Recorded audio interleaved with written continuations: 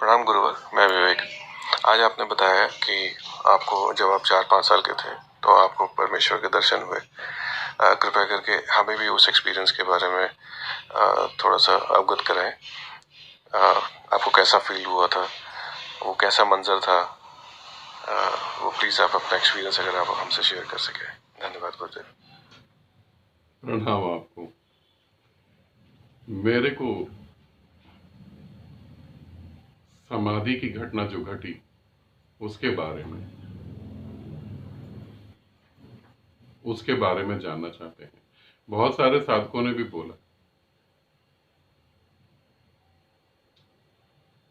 मेरे को जब समाधि की घटना घटी, वो घटना और उससे पहले जो छोटी मोटी घटनाएं हुई वो मैं बताता हूँ।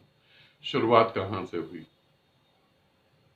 मेरा जन्म हुआ और मेरे जन्म के बाद जो है, जैसे हिंदू धर्म में मेरा जन्म हुआ तो एक जन्म कुंडली बनवाई गई कि मैं घर का बड़ा लड़का हूँ, कि ये क्या करेगा और इसके वजह से जो है, इसकी वजह से वंश कैसे चलेगा, क्या होगा, सबके लिए शुभ है अशुभ है। तो बहुत निराशा हाथ लगी सभी की, क्योंकि उसका रिजल्ट ये आया है कि ये जो है सांसारिक तौर पे घर में पैदा होने वाली संतान नहीं है। घर इसके लिए नहीं है। ये घर में नहीं रह सकता कभी भी। घर इसके लिए है ही नहीं। ये कोई सन्यासी है। क्लियर क्लियर बोल दिया गया था, बता दिया गया सभी रिजल्ट को देखकर, ये सन्यासी है, घर में नहीं रुकेगा। ये बातें मुझे बाद में पता लगी, जब मेरे घर के दादा दादी पापा ने मेरे को बताई, तब पता लगी थी। 2 साल की उम्र के करीब था मैं। ये भी बात मेरे को मेरे दादा ने बताई थी और मुझे तो उस समय नहीं पता था कौन साधु और कौन असाधु, कौन नॉर्मल व्यक्ति और कौन साधु, कौन कैसे कपड़े पहनता, मेरा कोई मतलब ही नहीं था, मुझे पता ही नहीं था। मगर कुछ साधु आए, वो हारमोनियम और ढोलक लेके, और वो भजन गाने लगे। तो मैं घुटने के बल आगे बढ़ता हुआ चला गया और घुटने के बल आगे बढ़ता चला गया। ये मेरे दादा ने मेरे को बहुत हंस हंस के बताया था और मेरे को भी सुनने के बाद बहुत हंसी आई थी कि मैं बचपन में ऐसी हरकत करता था। और घुटने के बल चला गया आगे, और आगे जाने के बाद जो है दीवार का सपोर्ट लेके या किसी भी तरीके से मैं खड़ा हो गया। पहले तो बैठे बैठे ही नाचने लगा, यूं यूं करने लगा नाचने लगा उनके साथ। वो बजा रहे थे, ढोलक बजा रहे थे, हारमोनियम बजा रहे थे, और मेरे को नहीं पता, मैं भाव में इतना आ गया और मैं नाचने लगा और फिर दीवार पकड़ के नाचने लगा। तो फिर मेरे दादा आए, मेरे दादा ने मेरे को गोदी में उठा लिया और उनको कुछ पैसे देने लगे। तो जो उनका जो गुरु था, जो भजन गा रहा था, उसने पैसा लेने से इनकार कर दिया। उसने बोला, मैं पैसे के लिए यहाँ नहीं आया हूँ तुम्हारे घर पे, मैं बस किसी और काम के लिए आया हूँ। पैसा नहीं चाहिए, ना ही अन्न चाहिए, ना ही वस्त्र चाहिए, मैं कुछ और के लिए आया हूँ। दादा को डाउट हो गया था, उन्हें लगा ये कोई शायद तांत्रिक वांत्रिक हैं और हमारे जो है घर के बच्चे को ले जाके बलि चढ़ा देंगे। उस समय ऐसा होता भी था बहुत। खैर, वो लोग थोड़ा आगे चले गए, घर के आगे 2-4 घर और आगे चले गए, वो 15-20 कदम। फिर वो वहां कहीं खड़े होके वो जो हारमोनियम ढोलक बजाने लगे और फिर मैं घर में ही नाचने लगा। फिर मेरे दादा को थोड़ा अच्छा नहीं लगा, उनको थोड़ा गुस्सा आया, फिर उन्होंने उनको भगाया। तो ये मेरे दादा ने मुझे बताया जब मैं थोड़ा बड़ा हो गया, 7-8 साल का हो गया हूँ, तब मुझे मेरे दादा ने ये बातें बताई थी। और इसके बाद एक ऐसी घटना घटी कि जो जब मेरे को पता लगा तो मैं भी सोच के हैरान हो गया था कि ऐसा भी मेरे साथ हो रहा था उस समय। तो मेरे फादर जो है वो शिव को बहुत मानते हैं, वो शिव के बहुत पुजारी हैं। मेरे दादा जो है वो बहुत भक्त थे। वो सुबह 4 बजे उठ जाना और भगवान राम के भक्ति भजन गाना और डूब जाना अपनी भक्ति के अंदर। बहुत ही ज्यादा उनके अंदर भक्ति भाव था। तो अब उनके साथ भी मैं खेलता था। तो और फादर जो थे वो शिव भक्त थे, उनको शिव की पूजा करना, व्रत रखने, और मतलब कि इस तरीके से वो उपासक थे, उपासना करना उनकी। तो वो मेरे को मंदिर लेके गए। फोटो तो हमारे घर में लगी हुई थी शिव की, मैंने कभी ध्यान नहीं दिया। मगर जब वो मेरे को मंदिर लेके गए तो वो शिव की पूजा करने लगे, मैं इधर उधर घूमने लगा। उस समय भी मेरी उम्र 2 ढाई साल की रही होगी। उन्होंने मंदिर में छोड़ दिया, मैं घुटने के बल इधर उधर कभी इधर भाग रहा था, कभी उधर भाग रहा था। तो और वो थोड़ी सी मतलब कि एक बाउंड्री सी, हर मूर्ति के आगे एक बाउंड्री थी, अ, हल्की हल्की दीवार की। तो मैं उसको पकड़ के खड़ा हो जाता, कभी इधर चला जाता। तो फिर मेरे को पापा दिखाई दिए, मेरे को लगा पापा के पास ही जाना चाहिए। और फिर मैं जब उधर गया तो मैंने उधर देखा कि शिवलिंग है और एक शिव की मूर्ति है। मुझे नहीं पता था वो शिव है या शिवलिंग क्या होता है, मुझे नहीं मालूम था। मगर मैं वहाँ वो त्रिशूल जो उनका गड़ा हुआ था जमीन में, उस त्रिशूल को पकड़ के मैं खड़ा हो गया और मैं जोर जोर की रोने लगा। और जब मैं जोर जोर की रोने लगा तो मेरे पापा ने आंख खोली। तो मेरे पापा को लगा शायद किसी कीड़े ने मुझे काट लिया है या कुछ ऐसा हो गया। तो मेरे पापा ने मुझे फटाफट गोदी में उठाया और मेरे हाथ पांव को देखा और मैं रोता रहा। तो मेरे पापा ने बोला कि क्या हुआ, क्या हुआ, क्या हुआ तुम्हें? और मैंने बोला कि ये त्रिशूल मुझे चाहिए, और ये जो शिव की मूर्ति है उसकी तरफ मेरे को मैंने इशारा करके कहा ये भी मुझे चाहिए। तो पापा ने कहा बेटा घर में तो है। मैंने कहा नहीं, मुझे यही चाहिए। और मैं जिद करके और जोर जोर के रोने लगा और अब मेरे आंसू नहीं रुक रहे थे। ये मेरे को मेरे फादर ने, मेरी दादी ने, मेरी बुआ ने मुझे बताई कि ऐसी घटनाएं घटी थी मेरे साथ बचपन में। फिर कुछ समय बाद, 3 4 साल की एज होगी, 4 साल के आसपास, फिर एक गुरु आए फिर हमारे घर पे। तो वो जब आए तो वो बैठ गए हमारे घर में आकर और उन्होंने घर को देखा। और फिर मैं जो है, तब मैं चलना सीख चुका था। तब मैं लड़खड़ाता हुआ चलता हुआ जैसे बच्चे चलते हैं वैसे आया। और ये पता नहीं कैसे हुआ कि मेरा पाँव फंस गया या क्या हुआ, मैं सीधा उनके चरणों में ही गिर गया। वो आसन में बैठे हुए थे और मैं उनके चरणों में गिर गया। तो उन्होंने मेरे सर पे हाथ फेरा और मेरी दादी बोलने लगी कि अरे उठाओ उठाओ। तो उन्होंने कहा इसे उठाओ नहीं, ये बिल्कुल ठीक जगह आया है। और उन्होंने मुझे आशीर्वाद दिया। और मेरी दादी ने उनके लिए खाना वाना बनाया था और दादा जो है मतलब कि बैठे हुए थे उनके साथ बात करने के लिए। मगर जैसी दादी ने खाना दिया, उन्होंने खाने को इनकार कर दिया। उन्होंने कहा खाना नहीं खाना मुझे बस। और उनकी आंखों से आंसू आ रहे थे और वो मेरे सर पे हाथ फेरे जा रहे थे और मुझे भी नहीं पता, मेरे को शायद ऐसा हुआ मैं उनको देख कर रोने लगा। मैं भी बहुत रो रहा था उनको देखकर। तो मेरे दादा ने कहा कि क्या हुआ आपको, किसी मतलब कोई कष्ट हुआ या किसी बात से आप नाराज हो गए? हमारा बच्चा आपके पाँव में गिर गया तो आपके पाँव में चोट तो नहीं लगी आपको, कुछ ऐसा तो नहीं हुआ? उन्होंने कहा नहीं, बस यही है कि अब ये जब बड़ा होगा तो शायद मैं इसको नहीं देख पाऊंगा या मैं नहीं आ पाऊंगा, क्योंकि जब तक ये बड़ा होगा, जब तक इसको कुछ पता लगेगा, तब तक मेरा यहाँ आना मुश्किल है। और मुझे तो ये बातें समझ नहीं आ रही थी क्या हो रहा है क्या नहीं हो रहा। बात आई गई होगी, वो चले गए। उन्होंने खाना भी नहीं एक्सेप्ट करा, दक्षिणा दी, पैसे दिए, वो भी एक्सेप्ट नहीं करे, वो छोड़ के चले गए। फिर मगर उस समय मुझे कुछ लगने लगा।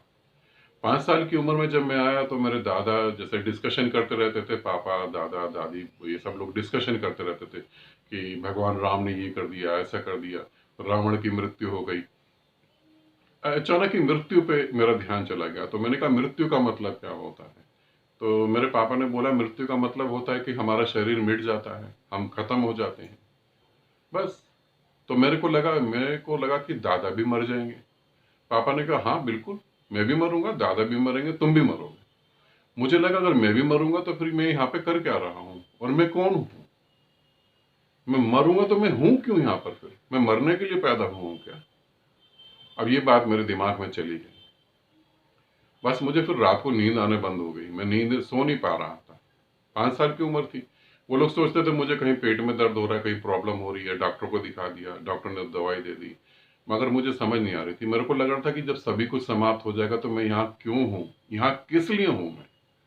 फिर मैं अपने फादर को देखता था, वो सो रहे हैं, खाना खा रहे हैं, तो मेरे को देख कर रोना आ जाता था कि ये जो मेरे सामने आज बैठ के खाना खा रहा है, मुझे गोदी में उठा के घुमा रहा है, मेरे लिए टॉफी लेके आ रहा है, मेरे को इतना प्यार कर रहा है, ये एक दिन मर जाएगा। फिर मुझे प्यार कौन करेगा? और ये मर जाएगा। तब मुझे लग रहा था कि ये व्यक्ति मर जाएगा, फिर मुझे प्यार कौन करेगा? और मैं मर गया तो फिर क्या होगा? मौत मेरे सर पे सवार हो गई थी और मैं पागल सा होने लगा था। मुझे होश नहीं रहता था, खाना मेरा छूट गया। छोटे छोटे बच्चे थे जैसे मैं था, उनके साथ खेलना छूट गया। अब हंसी मजाक छूट गया था। पता नहीं क्या हो गया था, बस सब जगह मौत दिखाई देती थी। उस समय मेरी मौसी की शादी हो रही थी। मौसी की शादी में जब मेरे को, हम लोग गए, पूरा परिवार गया, मेरे को लगा ये सब भी मर जाएंगे। मुझे मौत के अलावा कुछ नहीं दिखाई दे रहा था। तब एक बार एक और गुरु आए। वो अघोरी थे और उन्होंने कोई भी कपड़ा नहीं पहना हुआ था। एक काले रंग का लंगोट बांधा था। वो मुझे याद है पूरी तरह से। उनकी जटाएं थी, खोपड़ी उनके हाथ में थी, और वो आए हंसते हुए, और उन्होंने मेरे दादा को बोला कि पानी दे, मैं पानी पीऊंगा।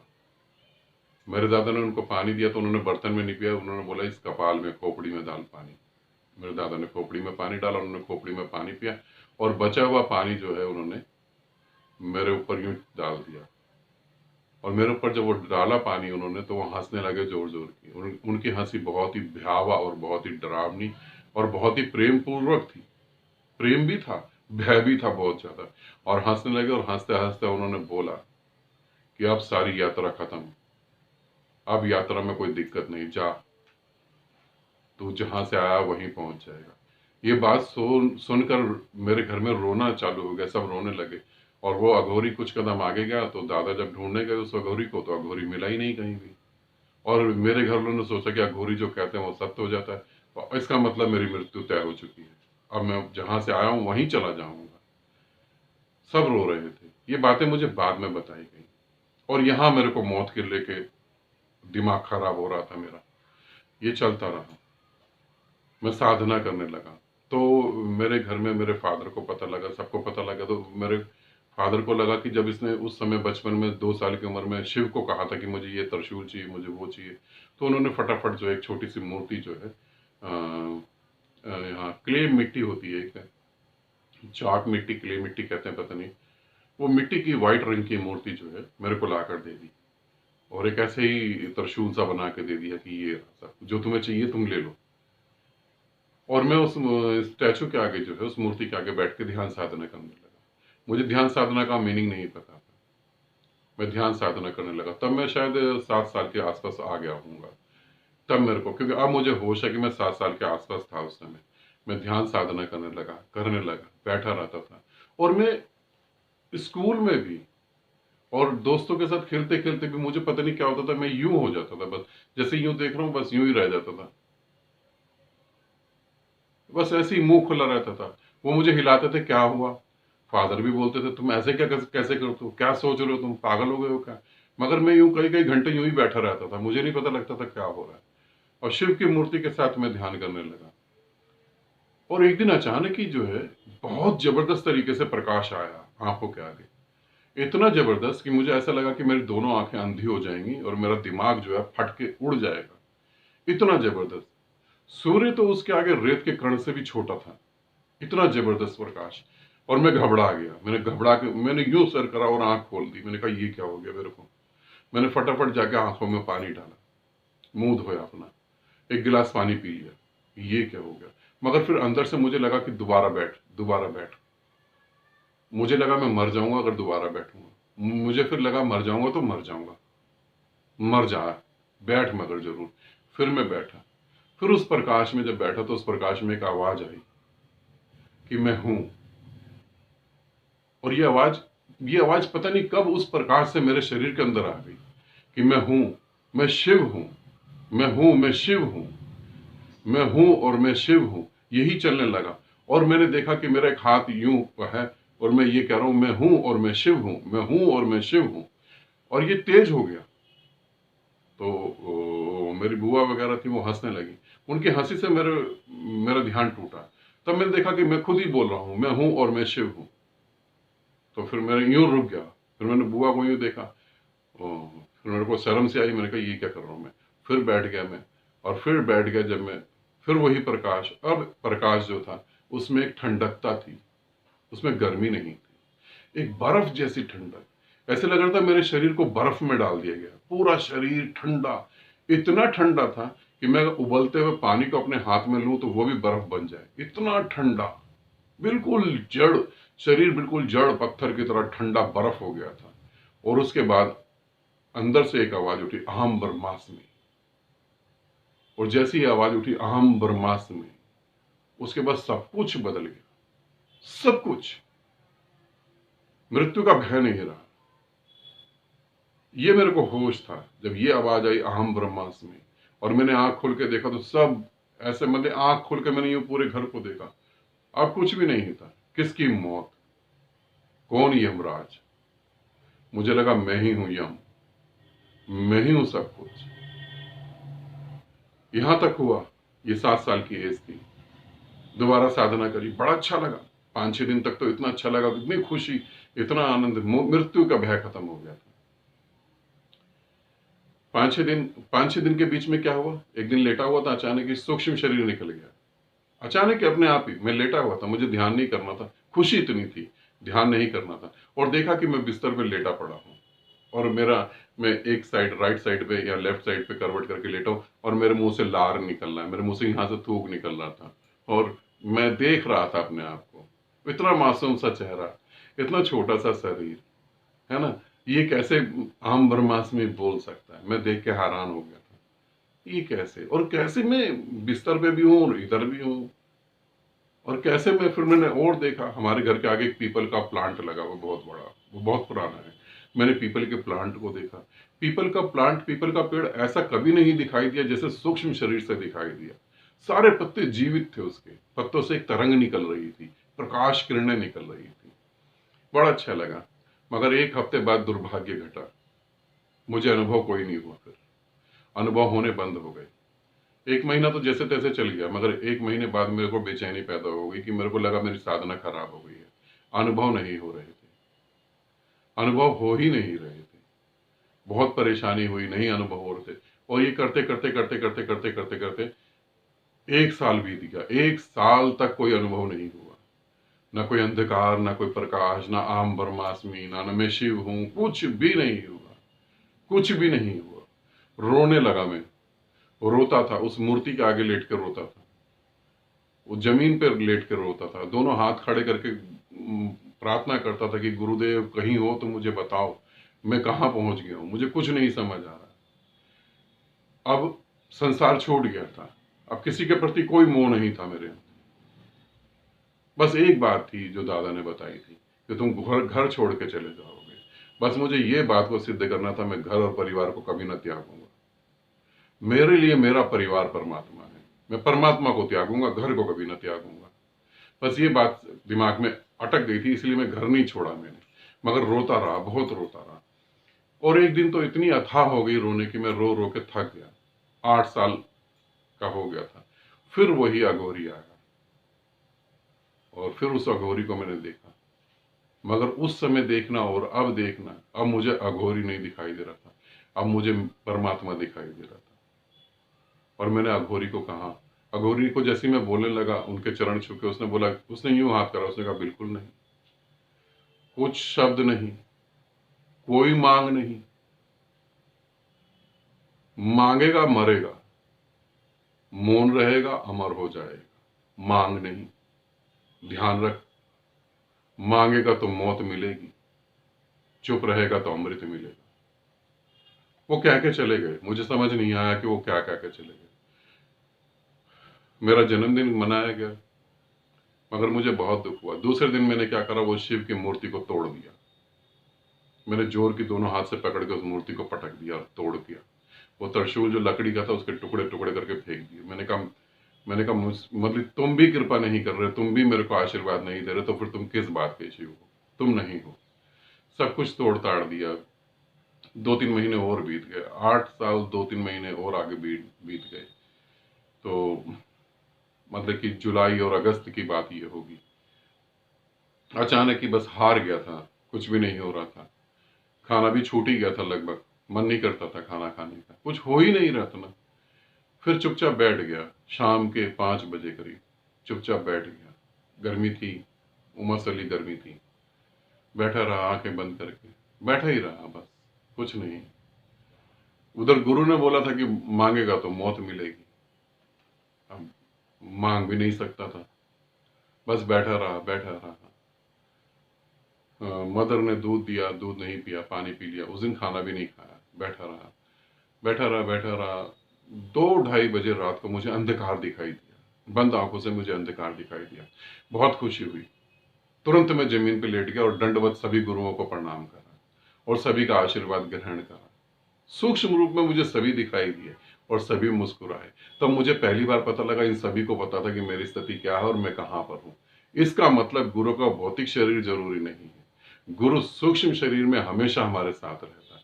ये पहला आभास हुआ गुरु के प्रति। फिर जो है 3 बजे से लेकर 3:15 के बीच में वो अंधकार प्रकाश में बदलने लगा, धीरे धीरे धीरे धीरे। और वो धीरे धीरे प्रकाश में बदलने लगा और धीरे धीरे वो उसकी स्पीड बढ़ने लगी, और तेज और तेज और तेज और तेज। इतना तेज हो गया कि शायद प्रकाश की गति से भी ज्यादा वो गतिमान था। और वो यूं सीधे आ रहा था और मेरे शरीर को क्रॉस करता हुआ पीछे जा रहा था। धीरे धीरे मेरा शरीर मेल्ट हो गया उस प्रकाश में। प्रकाश ही प्रकाश था, कुछ भी नहीं था, सिर्फ प्रकाश ही प्रकाश था। और इतना प्रकाश, सब कुछ मिटता चला गया। मेरा घर, संसार, ये पृथ्वी, कुछ भी नहीं था। पृथ्वी तो वहां थी ही नहीं, मैं ही नहीं था वहां पर, मैं ही नहीं था। और पहली बार मुझे ये पता लगा कि कृष्ण ने जो बोला, हकीकत में कृष्ण ने नहीं, मुझे ऐसा नहीं लगा कृष्ण ने बोला, मुझे ऐसा लगा गीता मैं बोल रहा हूं और मैं अर्जुन को समझा रहा हूं। मुझे पहली बार लगा कि उपनिषद का जन्मदाता मैं हूं। पहली बार मेरे अंदर से घोषणा हुई, अहम ब्रह्मास्मि, मैं हूं सबका कर्ता धर्ता, मैं ही हूं सबके लिए, मैं ही सबका पालनहार हूं और मैं ही सबका विनाश का कारण हूं, मैं ही हूं। पहली बार मेरे अंदर से ये हुआ और वो पहली बार जो है मैंने जोर की आवाज लगा के बोला, अहम ब्रह्मास्मि। वो आवाज और उसकी गूंज और मेरा शरीर का कांपना मुझे आज तक याद है। और उसके बाद मुझे कभी नहीं लगा कि बुद्ध को ज्ञान हुआ था, मुझे लगा मैं ही हूं बुद्ध। और ये सब घटनाएं मेरी ही घटना है, ये सब मैं ही हूं इनमें। और मेरे अलावा यहाँ कहीं किसी का कोई अस्तित्व कभी ना तो हुआ था ना कभी होगा। सूरज के जन्म से भी पहले मैं था और पूरे ब्रह्मांड के अंत के बाद भी मैं ही हूंगा, मैं ही हूं सब कुछ। और ये 3 दिन तक कंटिन्यू चलता रहा। खाना दिया गया, खाना खाएगा कौन? खाना खाने की कोई इच्छा नहीं थी। हाँ, सुबह 6 बजे करीब बाथरूम जाना था। जब बाथरूम करने के लिए आंख खोली तो देखा सब दीवारें जीवित हैं, सब दीवारें जीवित हैं, दरवाजा जीवित है। जो मेरे पांव के नीचे मिट्टी है और जो आसमान है सब एक जैसा है, सब प्रकाश में है, सभी जगह से प्रकाश निकल रहा है। बाथरूम करने गया, आप लोग हंसेंगे, वो प्रकाश जो नीले आसमान में, वो प्रकाश जो धरती में, वही प्रकाश मेरे बाथरूम में भी था, वही प्रकाश नल से बहते पानी में था। सभी एक रूप था, कहीं कुछ भी नहीं था। वो धरती वही थी, सब कुछ। जिस कपड़े में मैंने हाथ को पोंछा वो वही कपड़ा, कहीं कोई भेद था ही नहीं, कोई भेद जैसी चीज ही नहीं थी। कभी भेद हुआ ही नहीं होगा, कभी भेद हुआ ही नहीं था। मेरी मृत्यु कभी हो नहीं सकती क्योंकि मृत्यु असत्य है। 3 दिन लगातार ये स्थिति बनी रही और 3 दिन ये स्थिति बनने के बाद ये फिर हमेशा स्थिति ऐसी की ऐसी रही। और आज भी जब मैं तुम्हें समझाता हूं तो मैं तुम्हें सच बताऊं, अंदर से मुझे बहुत हंसी आती है, बहुत प्रेम आता है। मुझे नहीं लगता कि मैं तुमको समझा रहा हूं, मुझे लगता है मैं अपने को ही बता रहा हूं, मैं अपने से ही बातें करके खुश हो रहा हूं। जैसे ये मेरा हाथ इस हाथ को यूं प्रेम कर रहा हो, ऐसे ही लगता है। मैं तुमको प्रेम कर रहा हूं और तुमको तो कहना इसलिए पड़ रहा ताकि तुम मेरे भाव को समझ सको। मैं अपने को ही प्रेम कर रहा हूं, अपने को ही प्रेम कर रहा हूं। 8 साल 3 महीने के बाद ये घटना घटी और ये आज तक ऐसा ही है, आज तक ऐसा ही है। जब तुम मुझसे मिलते हो तो मुझे ऐसा नहीं लगता तुम मुझसे कभी अलग हुए थे, कभी अलग मुझसे नहीं हुए। तुम भी अंदर से जानते हो तुम मुझसे कभी अलग नहीं हुए। और फिर पिछले जन्म दिखने चालू हो गए, बहुत दिखा। और वो पिछले जन्म में जो लोग थे वो इस जन्म में भी मुझे मिल रहे हैं, फिर सब मिलने लगे। तो इसीलिए मैं जानता हूं तुम पहली बार मुझे नहीं देख रहे और तुम पहली बार मुझे नहीं सुन रहे, तुम पहली बार मुझसे नहीं मिले हो। तुम्हें ऐसा लगता हो मगर मुझे नहीं। ये मेरी वो घटना थी जिसके बाद मैं नहीं रहा, और पता नहीं, मगर मैं नहीं रहा। यही घटना थी। आनंदित रहें, सदा खुश रहें। बहुत बहुत प्रेम आप सभी को।